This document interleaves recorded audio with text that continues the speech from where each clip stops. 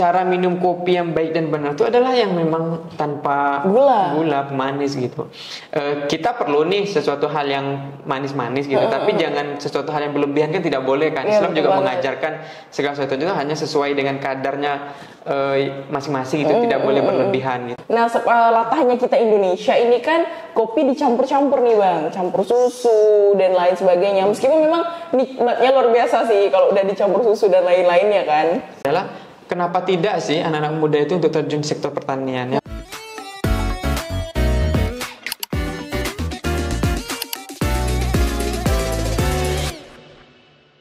Bismillahirrahmanirrahim. Alhamdulillah kali ini saya ditemani oleh Bang Budiansyah. Siap, alhamdulillah ya. Gimana kabarnya hari ini Bang? Alhamdulillah Kak, sehat walafiat. Bahagia juga. Bahagia juga ya. Ini harus. Cuacanya gimana hari ini kabarnya? Cuaca cerah, sama aja kan ya? Hati juga cerah. Hati juga cerah ya. Dan harus selalu cerah kan? Iya, harus cerah. Pokoknya kebetulan kita podcastnya di pagi hari ya. Di pagi hari benar. Pagi hari, jadi masih dapat semangat pagi, masih semangat yang tinggi lah, powerful. Tinggi ya, powerful banget. Untuk menjalani hari-hari di hari ini sampai hari berikutnya juga. Amin. Karena kalau misalnya udah siang, udah sore itu udah kadang beda bawaannya ngantuk biasanya ya Bang ya. Apalagi kalau udah aktivitas yang rutinitas ini juga cukup membuat jenuh kadang. Jenuh iya. Oke guys, kita langsung kenalin aja. Jadi Bang Budiansyah ini merupakan owner dari Juragan Kopi. Kita pakai bahasa Indonesia aja ya, boleh, kopi boleh. Ya. Jadi Juragan Kopi. Jadi apa itu Juragan Kopi? Itu merupakan merek dari sebuah kopi ya Bang kopi, ya. Iya benar. Nah dan alhamdulillah juga kebetulan udah dihakikan nih. Alhamdulillah mereknya juga udah dihakikan. Jadi penasaran sama Juragan Kopi, langsung cek nanti Instagramnya yang ada di bawah ini ya teman-teman semuanya. Nah jadi mungkin teman-teman nih yang tertarik di bidang kopi dan pengen mungkin menciptakan merek kopinya sendiri, udah buruan langsung kita nonton podcast ini sekarang juga, karena kebetulan bisa dilihat dari Bang Budi ini wajahnya masih muda banget ya. Jadi memang kebetulan termasuk Gen Z nggak sih ya Bang? Oh enggak, saya milenial Kak. Oh, saya kelahiran ya? 92. Kelahiran 92. Oke.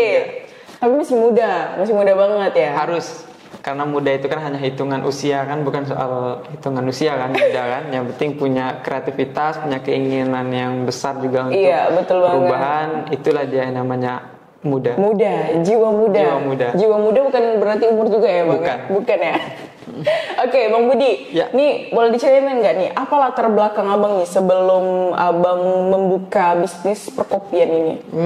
Latar belakang secara singkat ya Kak Mutia, mungkin ya saya itu normal lah seperti anak kecil lainnya. Jadi saya itu kelahiran di Punggur kecil di tahun 92 Kak. Jadi udah kepala 3 sekarang. Alhamdulillah juga sudah beristri dan juga sudah punya 2 anak. Masya Allah. Satu laki-laki dan muda banget ya kalian. Baby face Kak. Jadi ini yang menjadi kelebihan nikmat juga nih dari Allah itu untuk saya itu. Jadi mempermudah saya untuk bergaul di setiap usia anak-anak zaman sekarang. Di milenial saya bisa masuk, di Gen Z juga bisa masuk, tapi tantangan tersendiri sih, saya harus belajar beradaptasi bagaimana bisa berkomunikasi dan masuk ke dalam aktivitas mereka gitu. Nah, kembali lagi kalau masa kerja saya itu lahir di Punggur, nah kemudian saya sempat melanjutkan ya SD normal lah ya, sekolah SD di Punggur, SMP itu sempat saya menempuh pendidikan pesantren Kak, di Pondok Pesantren At-Taqwa itu di Bekasi, Jawa Barat. Saya sekolahnya pindah-pindah Kak, loncat-loncat. Jadi itu kayaknya memberi bekal juga ke saya itu untuk mengenal banyak saudara baru lah ya di Indonesia gitu. Jadi itu tahun 2005 saya masuk ke Bekasi, masuk ke pesantren itu.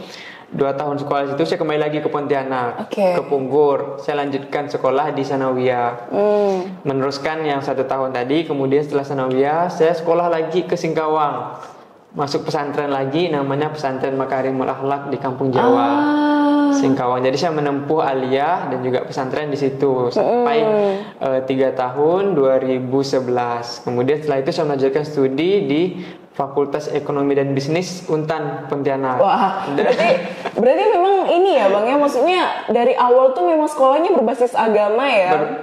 Dari pesantren sampai juga ini masuknya tuh sanawiyah istilahnya, bukan sekolah negeri biasa atau swasta biasa ya. Cuman di penempuan sarjananya saya baru mengambil memang jalur umum. Awal itu juga direkomendasikan untuk mungkin ngambil perguruan tinggi yang Islami gitu kan. Tetapi saya ingin men-challenge diri saya sendiri, saya ingin mencoba hal yang baru gitu kan. Karena kan cukup banyak nih saya nomaden nih kan, nomaden dari Bekasi, Singkawang. Bahkan lokasinya juga pindah-pindah jauh-jauh nih. gitu kan. Oh enggak, saya pengen membuka wawasan baru, mencari sudut pandang yang berbeda karena ya tadi itu manfaat dari saya ketemu banyak orang gitu kan dan membuka mindset pemikiran saya yang baru.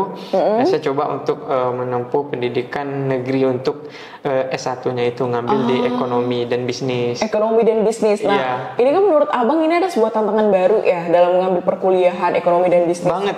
Ya kan? Bener-bener. Nah, cuman apakah memang Abang ini tertarik dengan perbisnisan memang dari awal atau gimana nih? Kalau dari background orang tua sih, orang tua petani, nggak ada juga yang pengusaha sukses gitu kan. Cuman saya pengen apa ya? Saya melihat sudah memprediksikan gitu, bahwasanya ke depan ini ekonomi ini menjadi ekonomi secara garis besar itu finansial, ekonomi finansial, maksud keuangan gitu. Ini akan sangat berdampak untuk kehidupan ke depannya. Everything kita mau apa itu pasti berhubungan dengan ekonomi gitu kan. Saya kan juga dulu tuh suka baca buku, nonton berita segala macam itu kayaknya itu udah menjadi ini ya tertanam gitu. Jadi udah pengen masuk ke ekonomi karena bakal berpengaruh nih untuk kehidupan ke depannya, baik itu mungkin di pekerjaan ataupun dalam kehidupan. Dan alhamdulillah memang terasa sampai saat ini kan. Jadi itu alasan kenapa besar banget strong way-nya ini kenapa mau masuk yang sekolah ekonomi dan bisnis tadi ya, ambil pendidikan studinya di situ ya.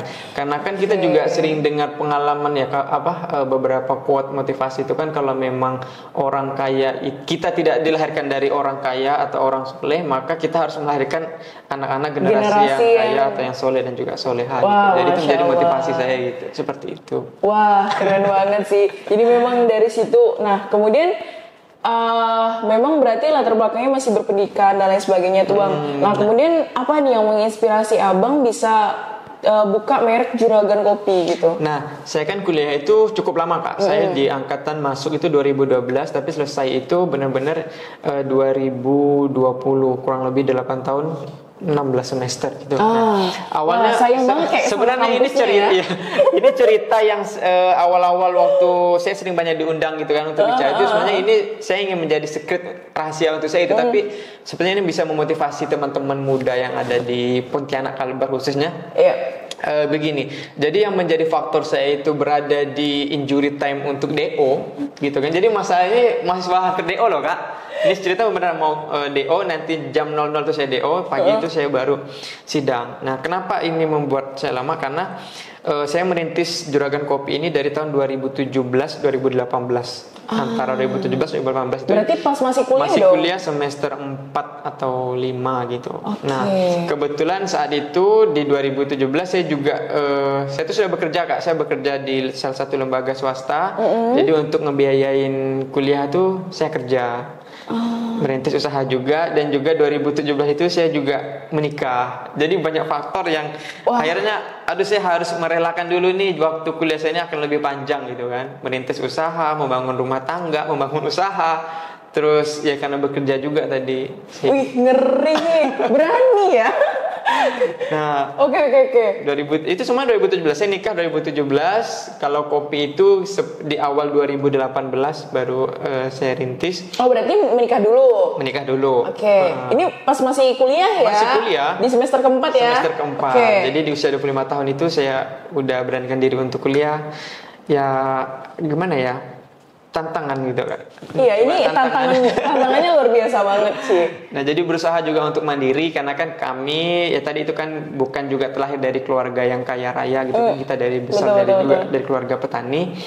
Ya mencobalah, karena memang didikan orang tua itu juga saya rasakan itu memang mengajarkan pada anaknya itu untuk mandiri gitu. Kamu pengen apa ya, kamu harus bisa berjuang sendiri mencapai keinginan kamu, seperti itu. Nah, alhamdulillah lah sampai saat ini bisa sustain lah ya sampai kurang lebih 6 tahun terakhir ini Juragan Kopi itu. Nah, apa yang menjadi latar belakang saya juga, kan dulu waktu kuliah itu kan kita mengenal tuh kayak namanya Tridharma Perguruan Tinggi. Iya. Salah satunya adalah pengabdian kepada masyarakat. Nah, biasanya kan itu kan hanya menjadi program kampus kan, 3 bulan mahasiswa dikirim PPL ke daerah atau kemana gitu, ke suatu desa gitu. Nah, saya itu memaknai lebih deep lagi, lebih dalam yang namanya pengabdian masyarakat ini bukan hanya program semesteran gitu, tetapi bagaimana mahasiswa setelah menempuh pendidikan tinggi, dia sudah dapat ilmunya, kembali ke daerahnya untuk membangun daerahnya, membangun SDM-nya, membangun SDA-nya. Nah, ini yang menjadi motivasi besar saya. Yang pastinya kita kan sebagai orang Islam beriman juga kan, kita itu kan juga diajarkan paling baiknya manusia itu kan yang panjang umurnya juga bermanfaat bagi orang banyak gitu. Nah, saya juga mencoba mengcombine antara sisi-sisi seperti itu dengan sisi sosial juga untuk melakukan dakwah ini gitu. Jadi saya menyebut Juragan Kopi sebenarnya sebuah dakwah Kak.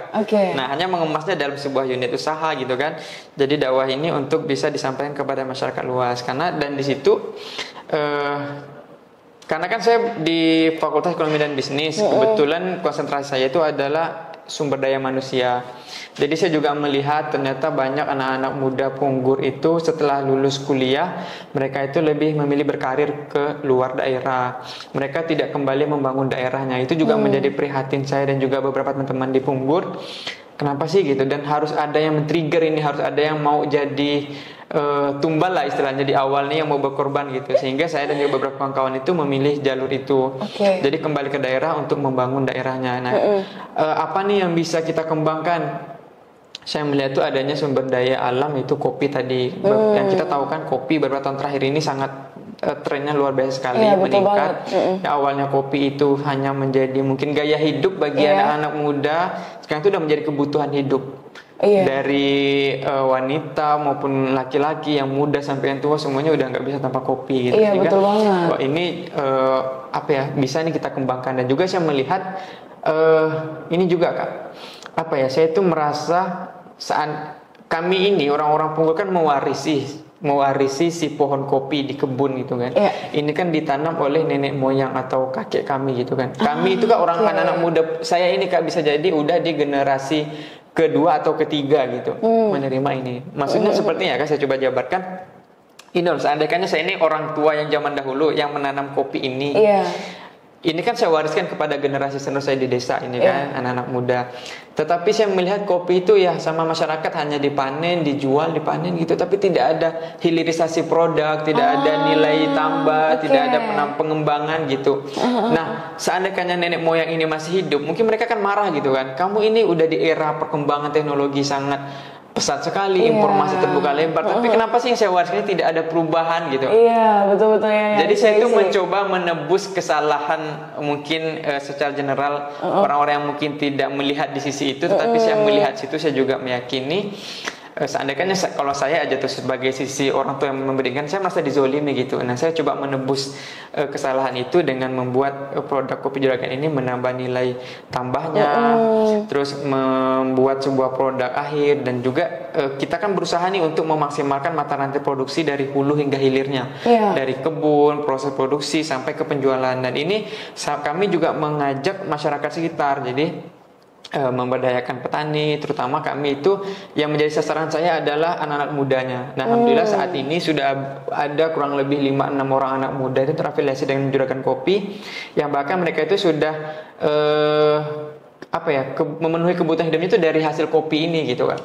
Jadi membuka usaha kopi sendiri. Memang saya itu mendorong anak-anak muda Punggur itu yang menggali sisi wirausaha muda mereka gitu, entrepreneurship muda itu menjadi salah satu misi kami juga gitu di dalam dakwah Juragan Kopi ini gitu. Jadi overall itu Kak, kami itu punya visi bagaimana mengembangkan, memaksimalkan sumber daya alam dan juga sumber daya manusia yang ada di Punggur. Nah, kita nge-brandingnya melalui pergerakan ini mulai dari si kopi. Nah, di situ juga memiliki semua nilai unsur dakwahnya, unsur segala macam pemberdayaannya, betul banget. Dan juga bicara kopi ini menarik loh Kak. Saya 2017 sebelum mulai kopi itu, saya itu orangnya sangat anti dengan kopi. Oh ya? Saya sangat tidak minum kopi. Bahkan mindset saya di waktu itu, kalau kita bertamu atau kemana gitu diberi kopi itu, ngapain sih saya harus minum kopi? Itu tuh orang tua banget gitu. Iya. Itu mindset saya di 2017 ke bawah. Oke. Dan benar-benar saya tidak punya basic tentang kopi, bagaimana meracik kopi, apa itu kopi saya juga tidak tahu. Benar-benar saya itu nol. Nah, tapi itu tuh ya, karena memang dalam menjalankan usaha itu kan kita juga harus punya niat tadi kan. Kita usaha ini untuk apa sih, kan udah terjawab tadi niatnya di awal untuk mengembangkan dan memberdayakan masyarakat dan juga sumber daya alam. Terus kemudian tuh niat kita tuh untuk berusaha ini, niat itulah yang memotivasi kita untuk belajar gitu kan.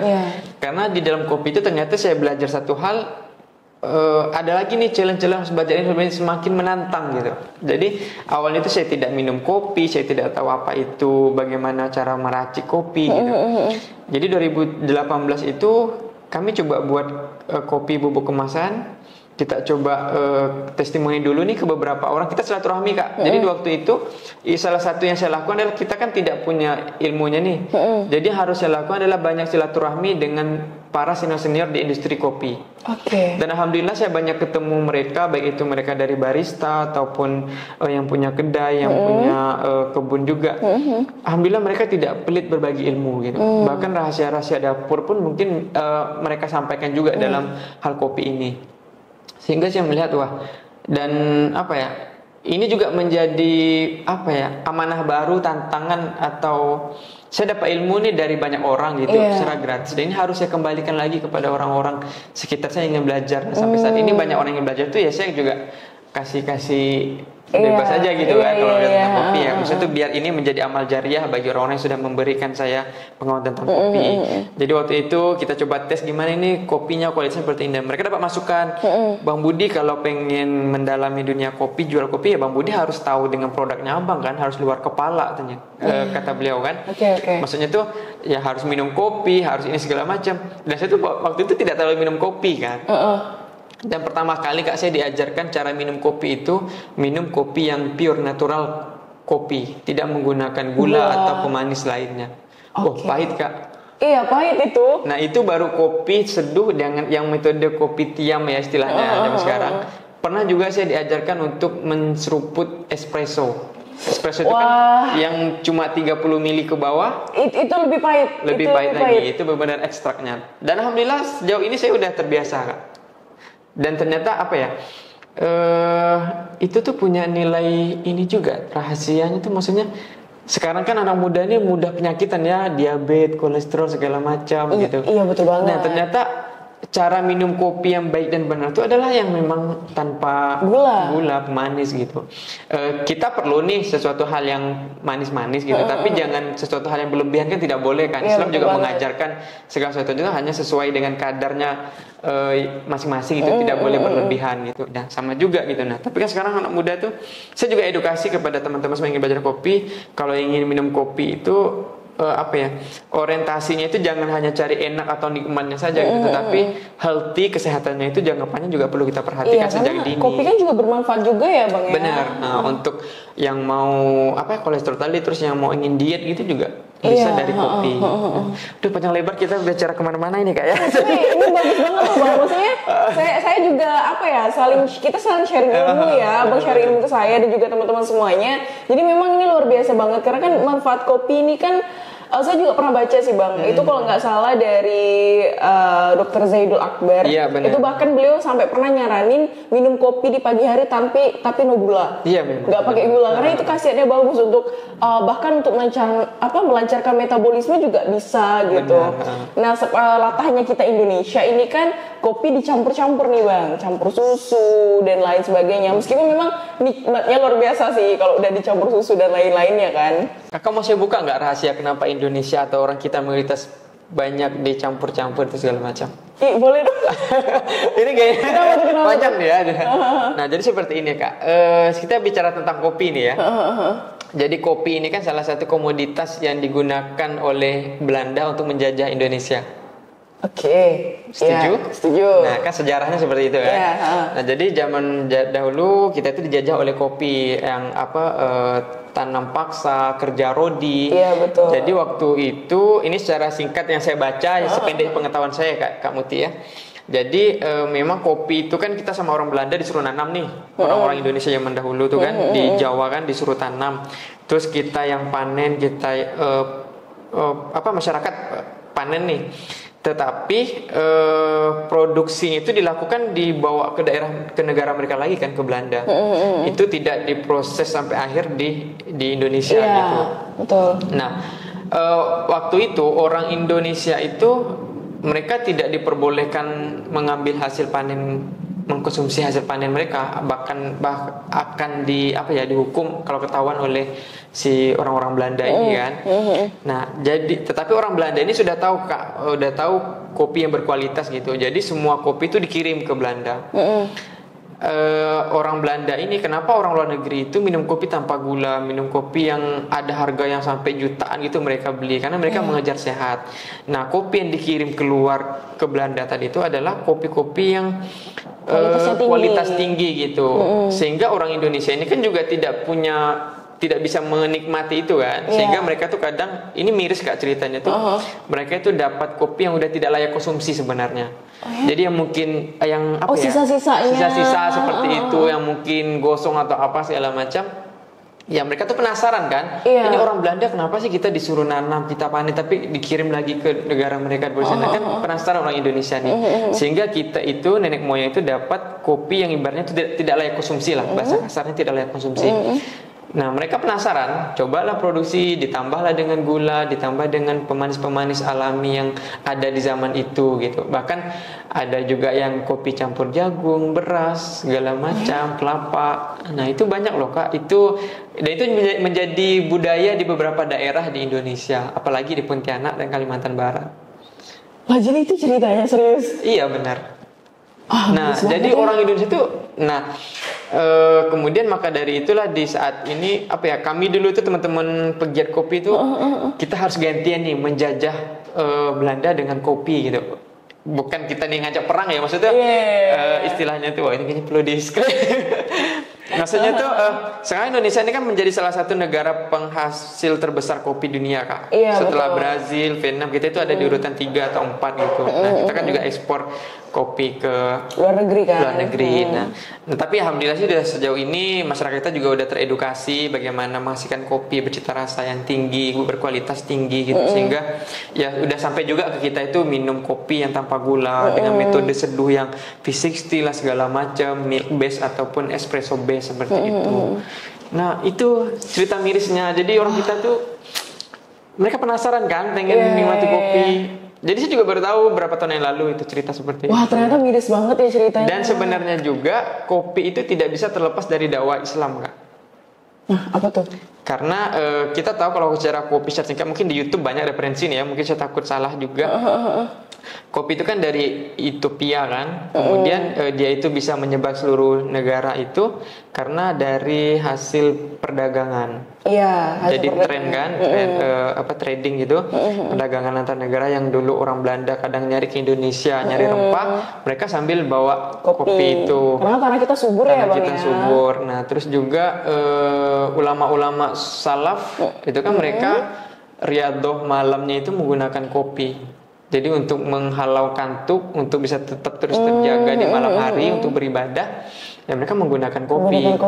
Bahkan sebenarnya kopi itu cerita serunya itu ditemukan oleh seekor domba loh Kak, kambing. Oh ya? Jadi ceritanya di Semenanjung Arab itu ada kambing melihat buah ceri merah ini, jadi dimakan sama si kambing. Orang-orang ini melihat reaksi berbeda dari si kambing. Reaksinya itu kok kambing ini lebih berenergi, lebih semangat, lebih lebih atraktif gitu lah dari biasanya kan. Tetapi itu semua setelah dia mengkonsumsi si buah ini. Tapi belum ketahuan. Nah, sama orang Semenanjung Arab itu kemudian dicobalah diteliti gitu, buah apa sih ini, dan coba mereka menyangrai sendiri, mencoba mengkonsumsi, dan mereka baru menemukan ternyata dalam kopi itu punya kafein yang bisa bikin mata melek, bisa terjaga gitu. Nah, sehingga sebenarnya penemuan itu adalah si kambing domba itu saja. Itu banyak referensi di YouTube dari juga. Ini ya, dari Arab, dari Semenanjung Arab. Daerah Arab. Makanya tadi saya bilang kopi itu tidak bisa terlepas dari dakwah Islam juga, karena tokoh-tokoh yang dari Yaman yang mereka datang ke Indonesia menyebarkan Islam, mereka bawanya kopi. Wow, wah menarik banget Makanya ya cerita kopi ya. ada istilah kopi Arabica kan. Iya, betul, Tapi betul, itu betul. tidak 100% menjurus ke situ, tetapi itu bisa diinikan juga. Arabica itu mungkin karena orang banyak bertanya, ada kopi kan ada jenisnya tuh, ada kopi robusta, Iya. Arabica, Liberica. Kalau robusta, Liberica mungkin orang namanya ya biasa aja kan, tapi kalau Arabica ini apakah karena dari Arab disebut Arabica gitu kan? Nah, padahal tuh seperti itu juga punya ceritanya seperti itu. Oh begitu ya. Iya. Menarik banget cerita kopi nih. Maksudnya luas banget ya Bang ya. Bahkan di Indonesia pun punya sejarahnya. Benar. Bahkan penemuan kopi di awal pun ternyata salah satunya sejarahnya juga seperti itu Iya, gitu. Ini benar. menarik banget loh kita ngomongin kopi. Benar. Nih jangan-jangan 1 jam nggak habis nih Bang. Bakal cukup. Nah. Nggak akan cukup. Jadi kita lanjut aja ya. Iya. Jadi teman-teman kayak gitu sejarah kopi. Jadi mungkin teman-teman yang pengen lebih tahu mendalami kopi, saya juga mulai tertarik nih Bang untuk mencoba, karena gini biasanya kan orang jual Americano tuh ya. Americano itu kan iya. udah pahit Bang. Iya benar. Apalagi yang espresso itu tadi, aduh itu saya sekali aja sih nyoba dalam seumur hidup saya. Habis saya udah nggak pernah nyobain lagi. Dan itu pun nggak habis sama sekali. Nggak habis sama sekali. Nyobain Americano pun cuma dikit. Karena memang karena cewek kali ya, jadi kurang kopi ya, kurang kopi gitu. Mungkin yang milk base kali kayak yang Iya. creamy gitu. Creamy. Jadi kalau yang macchiato yang lain sebagainya itu oke banget sih, masuk banget sih. Tapi kok kopi yang pure meskipun dikasih gula itu tuh masih enggak deh gitu. Tapi memang betul sih, kopi manfaatnya luar biasa banget seperti yang Mbak sampaikan tadi kan. Oke, lanjut. Nah, ini lanjut lagi ke juragan kopi nih. Iya, benar. Nah, ngomong-ngomong saya belum pernah nyobain juragan kopi nih. Jadi Saya juga lupa bahwa ini harus setelah ini nyobain juragan kopi ya. bisa datang ke lapak kami di Surabi Corner di Punggur. Wah, lumayan jauh. Nah, memang sengaja Kak kami buka di sana, maksudnya kita kerjasama kan dengan pihak manajemen Surabi Corner. Kita itu ingin mengeksplor, mendongkrak apa ya? Punggur ini kan orang kalau bicara Punggur paling mindset itu adalah durian dan langsat. Iya, dan ini disclaimer dulu buat teman-temannya. Jadi Punggur itu sebuah daerah desa ya, yang memang lumayan agak aksesnya lumayan sedikit jauh aja sih dari kota Pontianak kayak gitu. Tapi akses transportasi jalan, roda 4 semua udah masuk, Iya, sudah mudah. masuk. Nah, cuman itu kan orang tahunya kalau Punggur, bicara desa Punggur, ini kan desa terkenal penghasil langsat dan durian, betul banget. Padahalnya sejak tahun 70-an pun kopi itu adalah komoditi, salah satu besar komoditi ya? lokal juga Punggur sebenarnya. Hanya saja karena memang masyarakat kurangnya edukasi, kurangnya informasi terkait industri kopi, ya banyak ditebang. Jadi pemanfaatannya pun kurang ya Bang. Berkurang. Nah, kami mencoba untuk kenapa sih harus di Punggur, agar menarik wisatawan lokal atau wisatawan asing datang ke Punggur. Gitu. Dan alhamdulillah untuk di kebun sendiri kami sudah berapa kali kunjungan, kurang lebih 1,000-an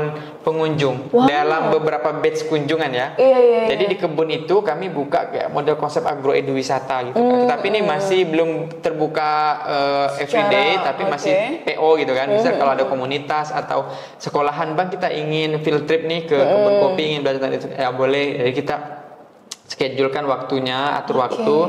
Nah, mereka datang ke Punggur. Dan saya excitednya juga seperti itu Kak. Apa ya? Ternyata anak muda, jangankan yang jauh-jauh, lokal, Pontianak khususnya itu, banyak mereka itu penikmat kopi, pencinta kopi, tapi tidak tahu bagaimana buah kopi, bagaimana si pohon kopi, bagaimana mata rantai produksinya. Mereka tidak tahu. Mereka hanya tahu minum kopi. Wah, ini kan menjadi peluang bisnis juga sebenarnya. Iya, kan? betul. Nah, makanya saya buka agrowisata itu yang di dalam agrowisata itu teman-teman bisa mendapatkan edukasi tentang mata rantai, budidaya dan industri kopi. Teman-teman juga bisa mendapatkan experience baru. Terkadang kami kalau ada paket yang ingin ke kebun, kita nyeduh kopi di kebun nggak? Jadi menikmati sensasi kopi itu di bawah pohon kopi dengan aroma-aroma bunga kopi kalau lagi makan-makan. Nyamuknya ada nggak? Nyamuk. Oh, tetap ada. Itu yang salah satu yang harus tidak bisa ditinggalkan. Iya, karena memang ada gitu. Iya, karena kalau ada di hutan-hutan, aduh nyamuk pasti ada. Tapi teman-teman yang datang tidak ada mengeluhkan nyamuk. Nggak ada ya? Nggak ada. Mereka udah siap dengan lotion anti nyamuk dan segala macam. Tapi mereka senang Kak. Nah, karena kan selain dapat edukasi tadi, mereka dapat experience baru kan. Oh, biasa kita ngopi di coffee shop nih atau di kedai. Sekarang kita ngopinya di kebun. Nah, ini kopinya dari kopi Punggur. Teman-teman yang ngelola tanaman Punggur ini dari kebunnya langsung gitu kan, punya nilai story yang berbeda gitu kan. Nah, kemudian teman-teman itu juga bisa mengeksplor kemampuan mereka sendiri. Mungkin kan mata rantai produksi kopi ini panjang Kak, dari petani, prosesor, roastery, barista gitu. Jadi teman-teman ini minatnya di mana? Kalau sejauh ini teman-teman banyak di barista, pengen jadi barista kan. Nah, mereka bisa tuh mengulik kemampuan diri mereka untuk belajar tentang barista. Atau mau yang kebudidayaan, anak pertanian ingin bertani kopi, karena saya juga sebagai selain dari Onada John Kopi itu, saya merupakan duta petani milenial Kalimantan Barat untuk Kementerian Pertanian Kak. Jadi saya itu memiliki tugas untuk meresonansi dan mendiseminasi pergerakan saya untuk mengkaderisasi anak-anak muda itu untuk terlibat di dalam sektor pertanian. Karena Indonesia itu saat ini sudah mulai krisis petani muda. Yang ada itu petani yang udah lanjut usia. So, jikalau memang jumlah petani menurun, lahan pertanian berkurang, kita akan makan apa? Tapi karena petani mungkin tidak terlalu menjanjikan mungkin Bang. Nah, itu mindset yang perlu dirubah Kak. Nah, makanya alhamdulillah saya mewakili Kalimantan Barat tahun kemarin itu, saya terpilih dari 1000 peserta yang mendaftar, itu kan dinobatkan atau dipilih 50 orang petani milenial se-Indonesia. Dan itu tersebar di seluruh Indonesia. Nah, Kalbar itu alhamdulillah saya mewakili tahun kemarin. Alhamdulillah tahun ini ada juga teman dari Mempawah. Sebenarnya sektor pertanian itu bukan tidak ini Kak, yang perlu edukasi lebih ini oleh masyarakat. Selama ini kan memang petani itu adalah pekerjaan yang dianggap strata rendah ya, strata bawah yang tidak membawa kesejahteraan. Padahal itu semua tidak benar gitu.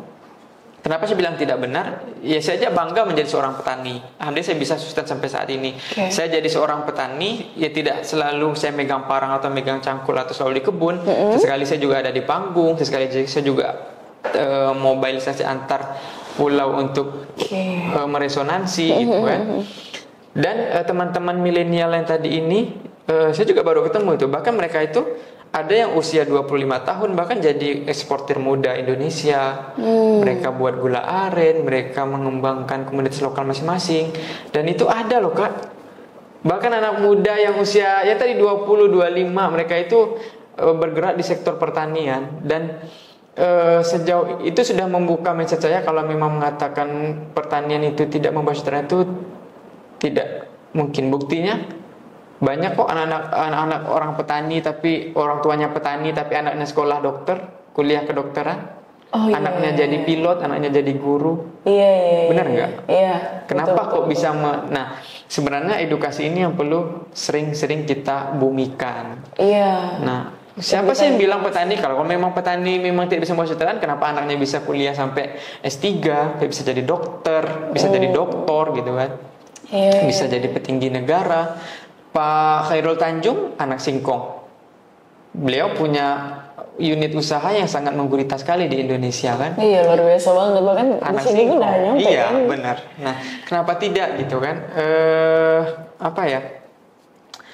Bicara masalah petani tadi ini, ya kita kan hidup Kak, butuh ya apa yang kita makan, konsumsi semuanya kan memang dari sektor pertanian. Nah, yang kedua adalah kenapa tidak sih anak-anak muda itu untuk terjun sektor pertanian? Yang pertama, Kalbar ya, kita bicara Kalbar ini. Kita ini kan masih luas lahan pertanian dan perkebunan.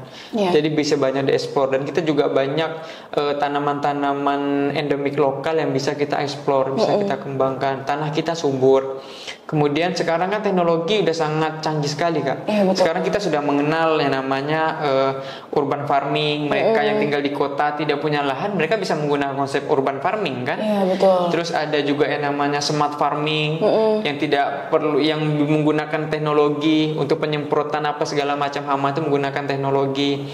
Ada namanya greenhouse, terus banyak lah kan, integrated farming. Itu kan mempermudah sebenarnya.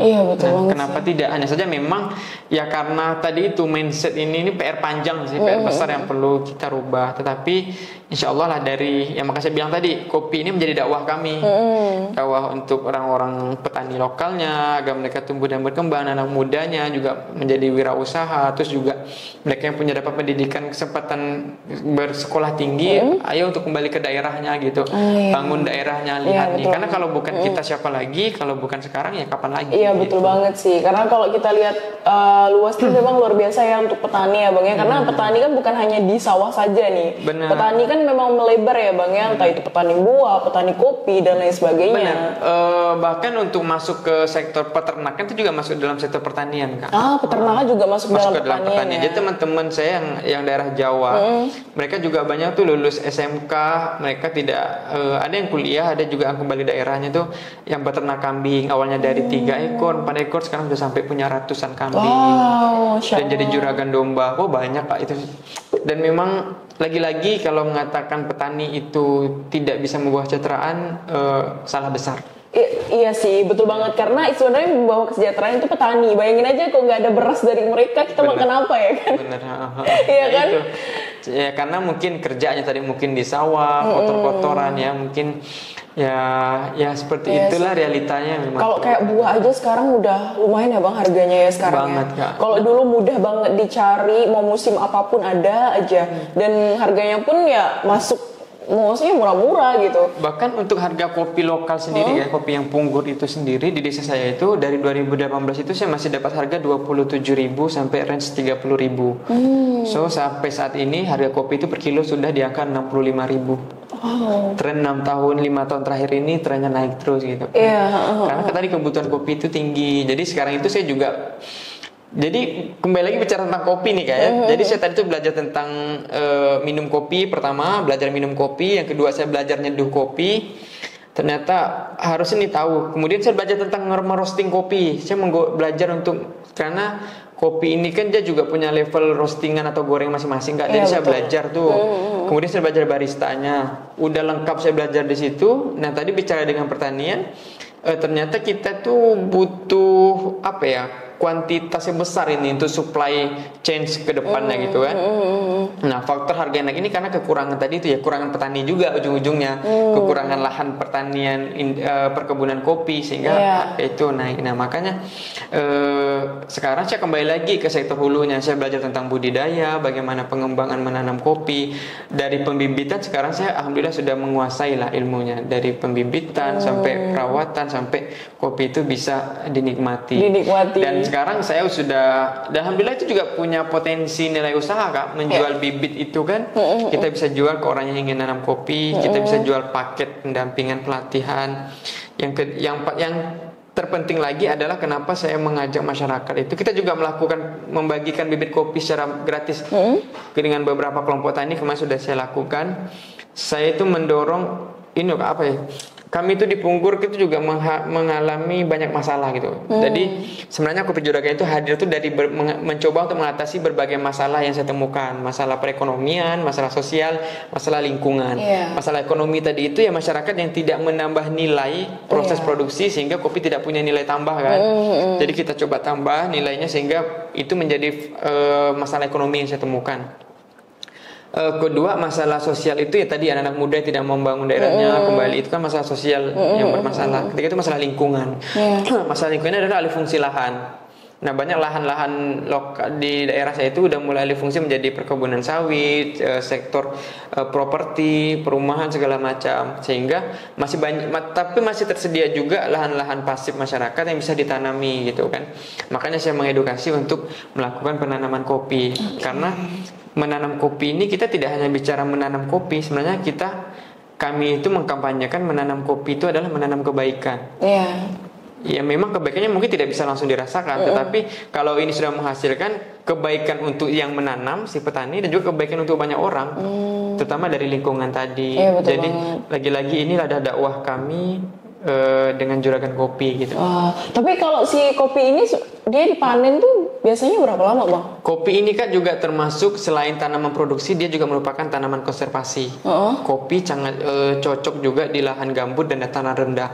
Kalau saya bicara kopi dengan teman-teman daerah Jawa, Sumatera, Lampung, mereka kaget. Emang di Kalimantan punya kopi? Kan mereka kenal Kalimantan itu dataran rendah gitu kan. Kopi kan mayoritas itu dia dataran tinggi 700 sampai berapa ribu mdpl. Untuk robusta aja tuh minimal di 700. Tapi kalau arabica itu minimal 1200-an. Nah, Kalbar ini kan kita cuma berapa meter aja gitu udah air gitu kan. Emang bisa itu. Nah, Ini menjadi kelebihan. Dan tambah lagi kopi Liberica itu juga bisa tumbuh di tanah gambut. Jadi itu saya bilang tadi, kopi ini tidak hanya tanaman produksi tetapi juga merupakan tanaman konservasi alam. Orang kan banyak bakar lahan kan sekarang. Nah, ini juga punya potensial ekonomi yang tinggi karena untuk lokal sendiri kita itu panen itu setahun 2 kali. Ya, kalau untuk di Punggur sendiri itu hampir merata lah daerah yang ada di Kuburaya Kalbar. Itu di Mei Juni sama akhir tahun, biasanya itu Desember Januari. Setahun itu 2 kali. Nah, itu yang panen, bisa dikatakan istilahnya panen raya lah ya. Dan setiap bulan itu dia tetap akan produksi terus. Dalam satu pohon itu dia itu kadang bertingkat Kak, dalam satu pohon, makanya harus ke kebun Juragan Kopi ini.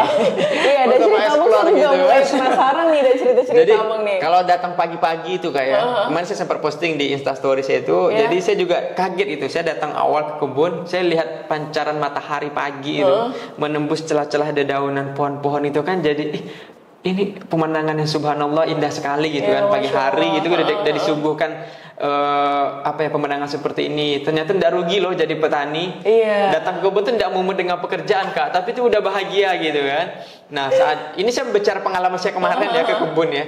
Nah, pagi itu embun juga masih banyak, masih banyak embun. Jadi udara pagi itu seger banget kan. Sejuk masih ya Bang ya. Beberapa hari kan hujan Punggur. Jadi kopi itu juga alhamdulillah mekar, bunga-bunganya itu mekar. Jadi mengeluarkan aroma bunga kopi yang semerbak, dan masuk lagi ke dalam itu beberapa pohon itu kan ada yang masak tuh, kopi yang udah merah merona yang siap untuk dipanen. Jadi itu nikmat sekali. Maka nikmat Tuhan umum lagi akan kamu dustakan. Luar biasa. Nah, jadi potensi itu tadi itu banyak potensi yang bisa dikembangkan dari industri kopi ini. Nah, awal-awalnya kita bicara tantangan juga. Tantangan tadi kan saya tidak tahu tentang kopi segala macam, jadi saya harus belajar segala macam. Sama ini Bang, modal di awal, karena kan untuk bikin bubuknya itu kan benar juga sih, ini kan harus pakai modal ada alat-alatnya dan lain sebagainya. Modal itu kita modal kecil banget Kak. Modal itu alhamdulillah waktu itu ya dapatlah pemodal gitu kan, dengan nominal kurang lebih 300.000. Nggak banyak. Masa cuma 300.000? Emang alatnya itu gimana dong? Nah, apakah berkembangnya pelan-pelan atau gimana? Ya, jadi 300.000 itu kurang lebih 310.000 tepatnya. Kita kembangkan, beli biji kopi, kita goreng tradisional manual. Jadi kita ke kebun cari kayu bakar, goreng sendiri. Belum ada alat yang muter-muter itu ya? Belum, kita belum punya seperti itu. Nah, sambil roasting, ya Allah, angkatlah derajat kami ya Allah, ini dakwah loh ya Allah gitu kan. Kita tetap ngebatin juga Kak. Ngebatin dalam artian itu, ngebatin adalah doa gitu kan. Jadi sambil produksi itu permintaan meningkat. Aduh, ini nggak bisa nih. Ujung-ujungnya kita coba cari rekanan yang mereka punya mesin, ya kita coba jasa. Nah, nggak bisa nih, kita pengen, karena saya mengeksplor kemampuan saya tadi kan, perlu ngerosting sendiri segala macam.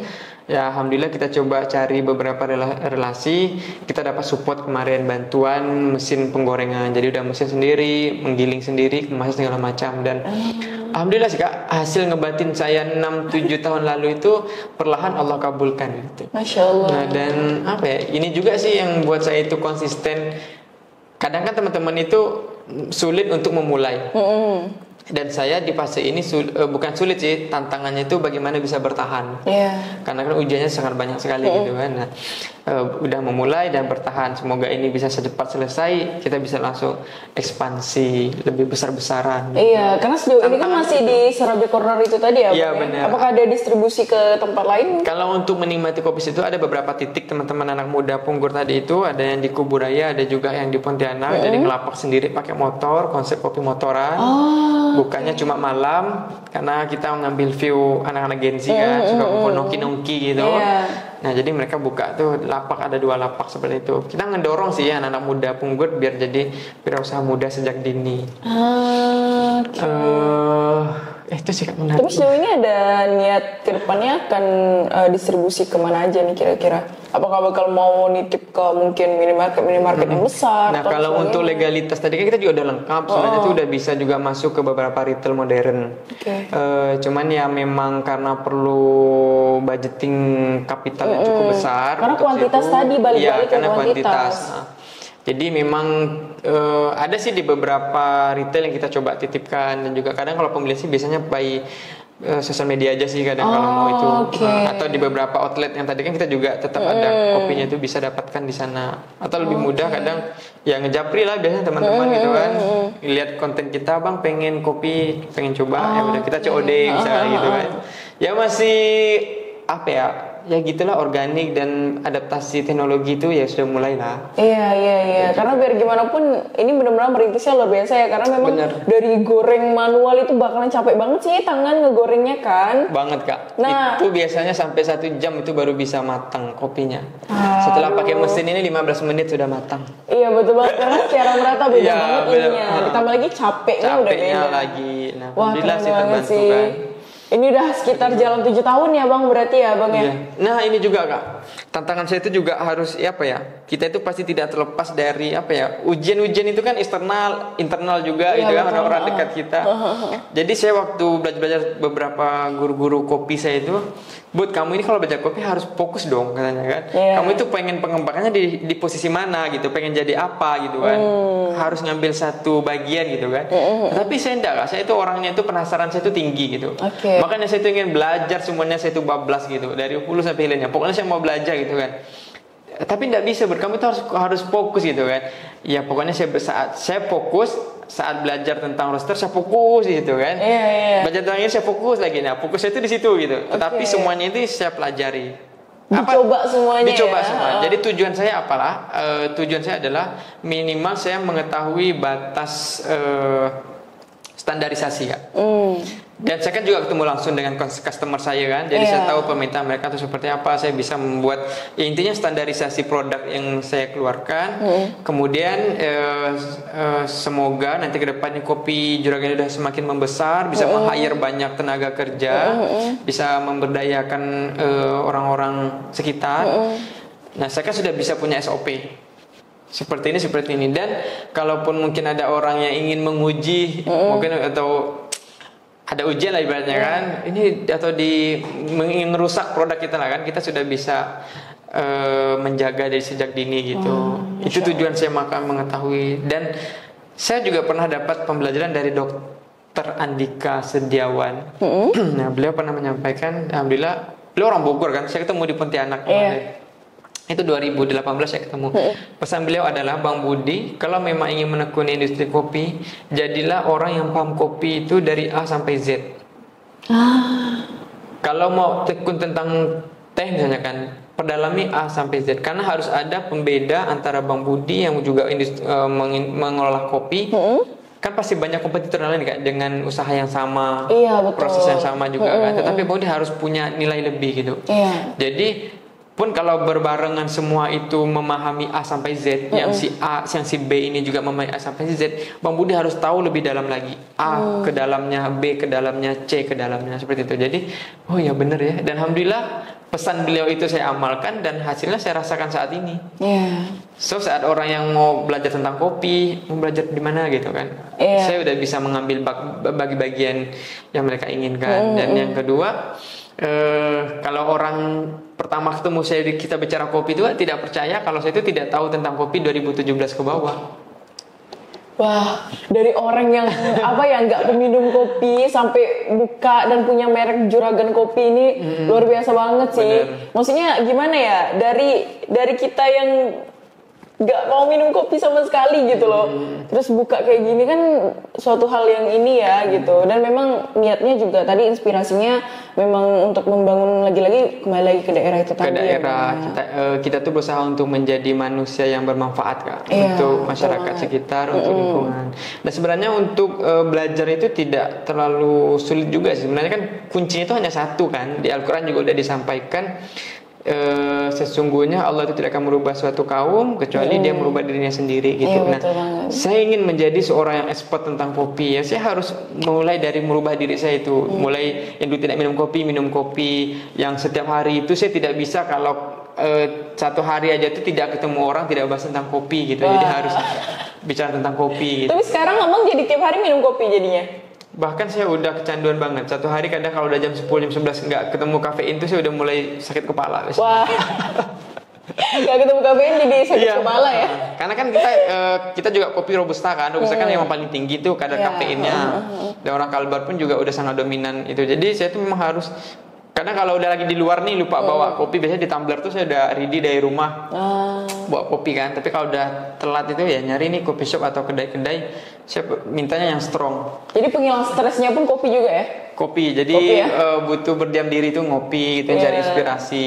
Kadang ngopi itu kan ngobrol perkara iman, ngopi itu ngobrol perkara ilmu, ngopi itu ngobrol kopi. Iya, menarik banget. Karena ini ya Bang ya, maksudnya untuk perkopian ini kan juga meluas banget dan memang luar biasa. Tadi Abang juga udah sampaikan trennya memang luar biasa. Kemudian bahkan kita sampai udah bicara sejarah dan lainnya. Kemudian cita rasa kopi ini kan memang berbeda-beda ya Bang ya. Bener. Dan ada lagi yang luwak. Nah, luwak itu kan benar-benar dari kotoran luwak ya yang diolah. Itu memang kalau kita bicara soal kopi ini luas banget, mungkin nggak sampai nih kita nih. Maksudnya waktunya nggak cukup nih kita. Harus ada khusus kita bedah tentang kopi. Iya, bedah tentang kopi ya, sambil bawa contoh kopinya dan lain sebagainya. Bisa dipraktekin kayaknya nih. Bisa jadi batch kedua nanti episode selanjutnya. Episode selanjutnya ya baru. Jadi kita podcast sambil nyeduh kopi di sini kan. Wah, seru banget. Ini kopi ini. Atau kita ini aja syutingnya di Punggur aja kali. Good idea. Wah, keren banget. Nah, Bang Budi, ini kan luar biasa banget ya. Maksudnya kita udah cerita lebar banget tadi ya Bang Budi sampaikan. Nah, gimana nih untuk kebetulan karena kita di Qoroa, gimana nih penerapan belajar Qur'annya? Kalau di tempat dengan Bang Budi yang notabene kan udah sibuk banget ngurus nih. Kok dari ceritanya itu memang bukan perkara ngurus kopi doang ya kan, bukan menjadikan biji ke bubuk, itu bukan perkara itu doang, tapi benar-benar perkara bertani dan lain sebagainya gitu. Nah, jadi di antara kesibukan yang udah berkeluarga juga, udah punya anak 2 ya kan. Nah, kemudian juga saya juga tadi sempat cerita-cerita kita ternyata Abang juga ini ya volunteer untuk di beberapa kegiatan keagamaan nih, seperti Masjid Ka'bah dan lain sebagainya. Mungkin teman-teman juga pada tahu. Boleh ceritain nggak gimana nih belajar Qur'annya? Nah, kalau Qoroa ini kan ya alhamdulillah Qoroa ada gitu kan di Kalbar ini salah satu aplikasi untuk membaca, belajar Qur'an. Dan juga untuk tahfiz pun juga ada di dalamnya. Saya alhamdulillah pengguna Qoroa kurang lebih sudah 3 hampir 4 tahun kan. Serius. Jadi kalau HP saya itu udah download Qur'an itu cukup lama. Nah, ya karena mobilitas kita cukup tinggi tadi kan, saya sih biasa menggunakan banyak fitur sih, kan ada fitur tahsin, setoran segala macam. Nah, kalau saya sih lebih sering menggunakan fitur itu yang membaca Al-Qur'annya. Karena kan saya kemana-mana kadang kalau lupa bawa Al-Qur'an kan, harus ngaji. Karena kami juga punya program biasanya kan ada one day one juice gitu kan. Itu juga mempermudah sebenarnya bisa dengan Qoroa gitu. Jadi bisa kemana-mana. Kalau kami itu belum siap, jadi saya itu biasanya one week one juice gitu. Karena kan kalau Quran di Qoroan juga udah lengkap ya, udah lengkap. Ada per ayat, per kata, mushaf, kemudian ada pertandanya juga, dan khatam pun juga udah ada sekarang di Qur'annya. Jadi itu yang sangat membantu saya yang cukup padat aktivitasnya, tetap bisa dekat dengan Quran, tetap bisa membaca Al-Quran gitu kan. Bahkan teman-teman yang ingin belajar Quran pun ingin membenarkan maharijul huruf juga bisa melalui Qoroa ini gitu. Dan fitur yang lain itu biasanya saya kan sering juga biasa dapat tugas keluar daerah kan. Kadang tidak tahu arah kiblat kemana, ngecek lewat aplikasi Qoroa.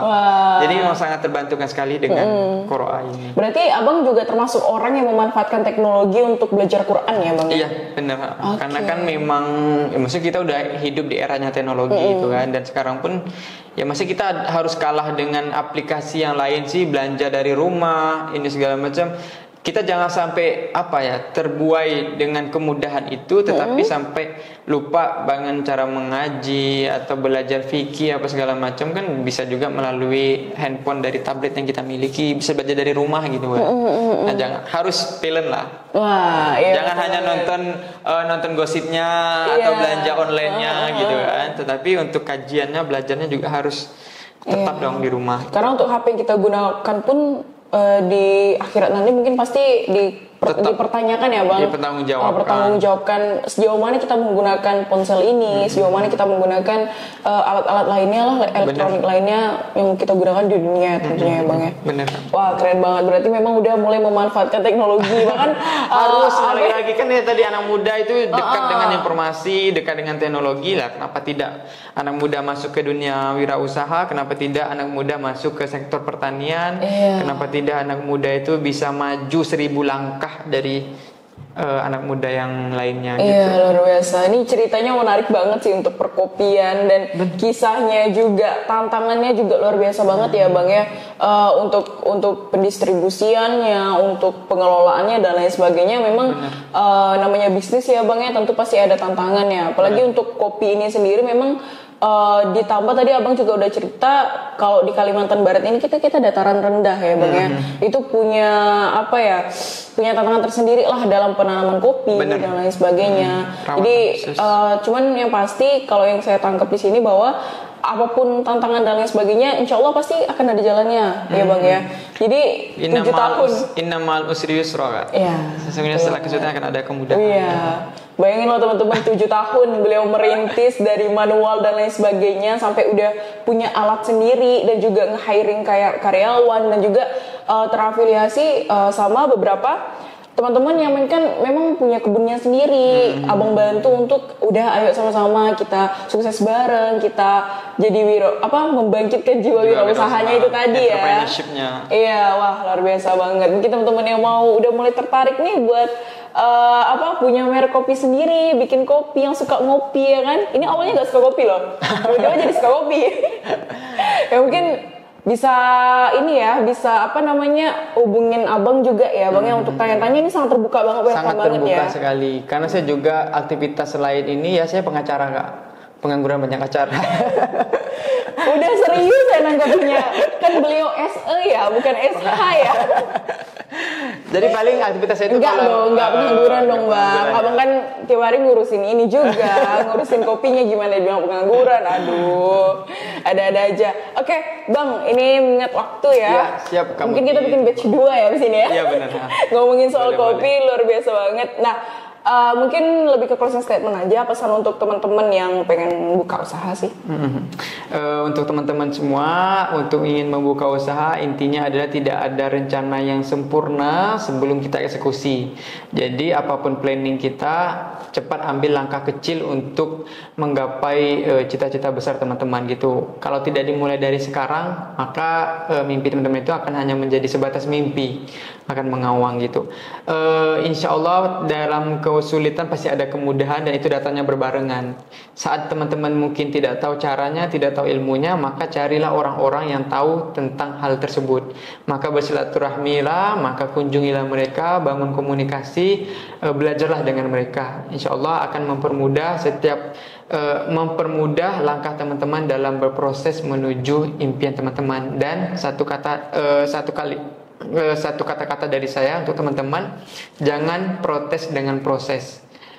Turun naik dalam menjalankan usaha itu tetap pasti ada, karena itu sudah menjadi qadarullah, sudah menjadi hukum alamnya.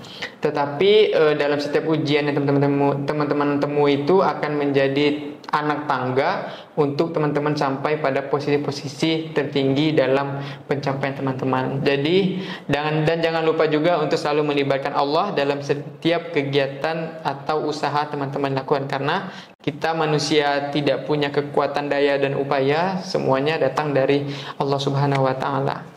Terima kasih. Masya Allah, barakallah. Jangan protes sama proses. Wah, Masya Allah, barakallah. Iya betul banget sih. Kadang kita kok dalam proses ini kan ngeluhnya banyak. Meskipun tadi abang bilang, abang ngebatin juga, tapi itu malah jadi doa justru ya bang ya. Kita ngerubah kak, maksudnya orang bisa ngebatin kan, aduh ini letih gini, tapi kita tuh letih juga, tapi kita rubah bahasanya. Ya Allah ini letih, pengen itu butuh alat yang ini dong biar mengurangi rasa letih, biar bisa mengefisiensi waktu juga gitu kan. Nah kita rubah gitu. Sebenarnya apa ya kak? Ini panjang lagi deh itu. Disingkatin aja. Maksudnya ini apa ya? Segala satu hal yang terjadi itu adalah bagaimana kita menanggapinya gitu kan. Apa sih namanya? Saya lupa. Responnya. high responsibility gitu. Nah, apapun yang terjadi, saya dalam menjalankan usaha itu juga banyak tantangannya. Tapi bagaimana kita merespon? Ditipu sama orang. Oh, mungkin ini adalah ujian nih, orang Allah memberi pelajaran sama kita. Jadi segala sesuatunya itu responlah dengan baik. Jangan gegabah. Apapun yang terjadi, coba tenangkan terlebih dahulu. Jadi ambil jeda dulu, tenang, baru ambil tindakan dari hal yang terjadi gitu. Jangan gegabah. Iya, jadi jangan gegabah. Ingat kalau setiap permasalahan itu responnya dulu gimana ya Bang ya. Karena biar gimana pun kalau kita responnya bagus setiap ada masalah, insya Allah pasti ya tenang, akan tenang dalam menghadapinya. Karena kan Allah bersama prasangka hambanya gitu. Jadi walaupun mungkin hal yang tidak enak menurut kita, oh ini tidak enak ini, tapi berprasangka baik saja gitu kan. Respon aja dengan baik. Oh ini mungkin Allah sedang menguji keimanan kita, Allah sedang menguji semangat kita ini sejauh mana gitu kan. Karena yakin aja setelah ini pasti akan banyak kemudahan kok gitu. Iya, apalagi seperti yang sampaikan kan, memang udah bukan abang yang sampaikan lagi, Quran yang menyampaikan ini kan, gitu. Bahwa memang kemudahan itu datang bersamaan ya dengan Masya Allah. Wah luar biasa banget, insight-nya luar biasa dari tadi. Udah hadis dan Quran juga udah kita omongin di sini, dan nambah ilmu banget terutama untuk saya ya Bang ya, mengenai kopi yang tadi awalnya saya nggak tahu gimana racikan kopi, kemudian sejarah dan sebagainya. Saya jadi nambah ilmu juga nih. Semoga teman-teman yang menonton ini juga terinspirasi, termotivasi, dan menambah insight-insight baru buat teman-teman. Dan apabila ada salah kata atau tingkah laku selama berjalannya podcast, kami mohon maaf. Jazakumullah khairan semuanya. Assalamualaikum warahmatullahi wabarakatuh.